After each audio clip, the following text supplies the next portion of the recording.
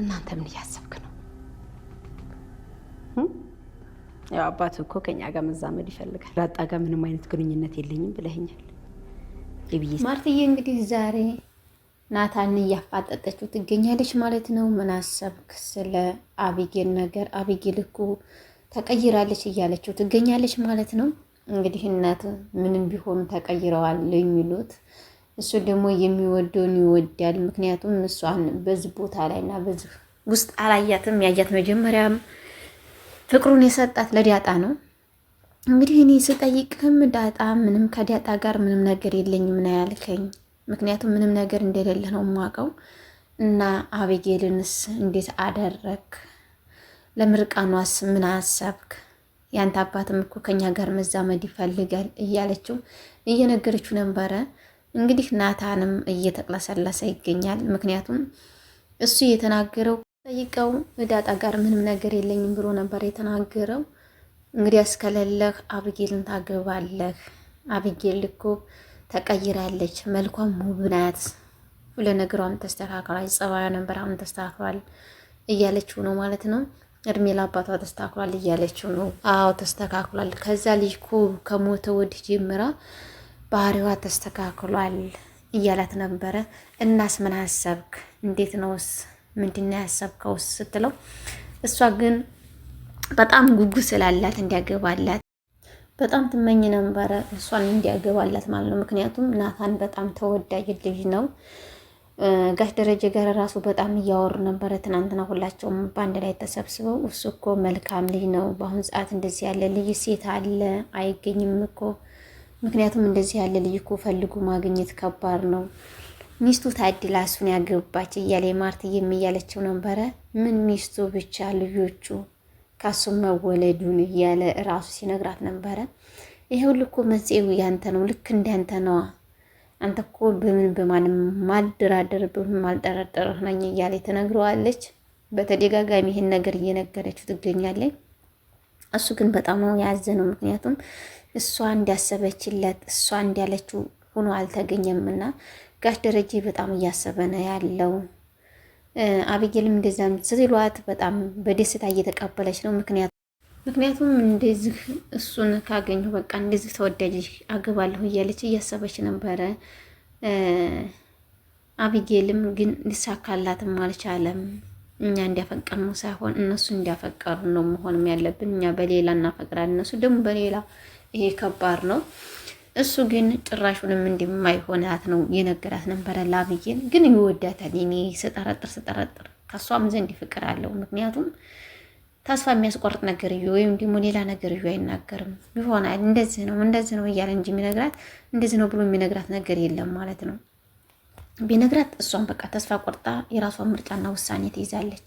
ደግሞ በዛ አጋጣሚ ማለት ነው አንዳንዴኛ የሰው ልጆች እውነት መናገር ሰው እንዲያመሰግነው ነው ፍቅር የሚይዘን፣ ግና ሳናቀው ፍቅር የሚይዝብን ቦታ አለ። ምክንያቱም ያ ልጅ ጥሩ ነው፣ አቺ ልጅ ቆንጅዬ ነች፣ እንደዚህ ጸባዩ ከተባለ አስቀድሞ ፍቅር ላይ የምንወድቅበት ነገርስ ልጆቹን ሳናቀው ልዩቱን ሳናቃት። እውነት እኔ ግን በጣም ጥያቄ እየሆነብኝ ነው ይሄ ማለት ነው። በጣም ጥያቄ እየፈጠረብኝ ነው። ግን እኮ ልጆቹ ጋር እኮ እኛ ተግባብተን ራሱ ተገናኝተን ሳናወራ ሰው ባወራን ፍቅር የሚይዘን ነገሮች አሉ፣ በአብዛኛዎቹ ሰዎች በአብዛኛው ማለት ነው።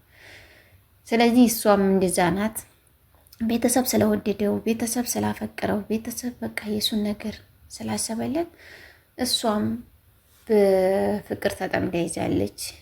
ዳጣም በሱ ፍቅር ተይዛለች። እንግዲህ ከአንድ ቤት ሁለት ከባድ ነው። እንግዲህ ናታን የራስ ምርጫና የራስን ውሳኔ ያዝ። በዛ አጋጣሚ ማርትዬም እንግዲህ ምንም ማድረግ አንችልም። ምክንያቱም እሷ እንዲያገባላት ነው የምትፈልገው ናታን ማለት ነው። በጣም ከምንም ከማንም በላይ የእሷ እንዲሆንላት ነው የምትፈልገው። ጋሽ ደረጀን የምቸከቸከው እንደዛ ነው። ለምርቃኗ እኮ ሰርፕራይዝ እንዲያደርገኝ እያለች ነው። ያደርጋታል አይደል ወይ? አባቱም እኮ እኛ ጋር መዛመዱን ይወዳል። ስለዚህ ለምን እንደዛ አያደርግም እያለ እየነገረችው ነበረ። ጋሽ ደረጀም አይ እኔ እዚህ ውስጥ አልገባበትም፣ ምክንያቱም እሱ የወደደውንና ያፈቀረውን የያዝ እንጂ እንደዛ አድርግ ብለን አልልም ነው ያለው። ያ ሴት አባት እኮ ማለት አይችልም፣ እኔ መዋረድ አትችልም። ስለዚህ እንደዚህ በባህሌ አላደርገውም እያላን ነበረ። እሷም ራሱ ስልክ ተቀብላ ለአባቱ ነበር ያናገረችው።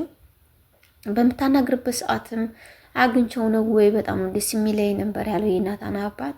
ግን ናታን ካልወደደ ደግሞ ከባድ ነው። በቤተሰብ ከመጣ ደግሞ እንግዲህ ቤተሰብ አለኝ መጨረሻ ላይ እናየዋለን። ግን ቤተሰብ አለኝ በቃ እኔ ምንም ማድረግ አይቻልም፣ ለአብጌል ሰጠኝ እኮ ብሎ ዳጣን እንዳይሰብራት እፈራለሁኝ እኔ አሁን ሰዓት ላይ ማለት ነው። ምክንያቱም ዳጣ በጣም እየፈራች ነው ያለችው። ወደ አብጌል ይቀየራል እያለች ትቀናለች። ራሱ አንድ ላይ ቁጭ ብሎ ሲታያቸው በጣም ነው የምቀናው።